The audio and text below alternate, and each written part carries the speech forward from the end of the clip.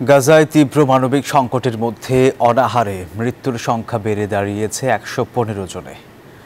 Israeli হামলায় একদিনে নিহত হয়েছেন আরও ৬২ ফিলিস্তিনি। এমন পরিস্থিতিতে ফিলিস্তিনকে স্বাধীন রাষ্ট্র হিসেবে স্বীকৃতি দেওয়ার ঐতিহাসিক ঘোষণা দিয়েছেন ফরাসি প্রেসিডেন্ট ইমানুয়েল ম্যাক্রো। এই সিদ্ধান্তে তীব্র প্রতিক্রিয়া জানিয়েছেন ইসরায়েল। দ্বিরাষ্ট্র সমাধান সম্মেলন বয়কটের ঘোষণা দিয়েছে যুক্তরাষ্ট্র। বান্ডেল থাকলে প্রতি সেনমানিতে টাকা বাঁচবে। বিকাশ সেনমানি বান্ডেল কিনে জিতুন প্রতি লেনদেনে। গাজায় ভয়াবহ রূপ নিচ্ছে অনাহারে মৃত্যুর মিছিল। জাতিসংঘের মতে উপত্যকাটিতে ক্ষুধায় প্রাণ হারাচ্ছেন বহু ফিলিস্তিনি, যাদের একটি বড় অংশই শিশু।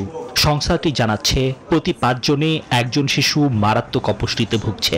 এর মাঝেই অব্যাহত রয়েছে ইসরায়েলি হামলা।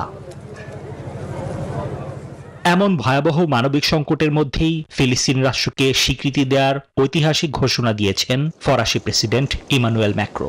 আগামী সেপ্টেম্বরে জাতিসংঘের সাধারণ পরিষদে ফ্রান্স এই স্বীকৃতি দেবে বলে জানিয়েছেন তিনি। সেই সাথে জানিয়েছেন অবিলম্বে যুদ্ধবিরতি, জিম্মিদের মুক্তি এবং মানবিক সহায়তার আহ্বান। ফ্রান্সের এই সিদ্ধান্তে তীব্র নিন্দা জানিয়েছেন ইসরায়েলি প্রধানমন্ত্রী বেনিয়ামিন নেতানিয়াহু।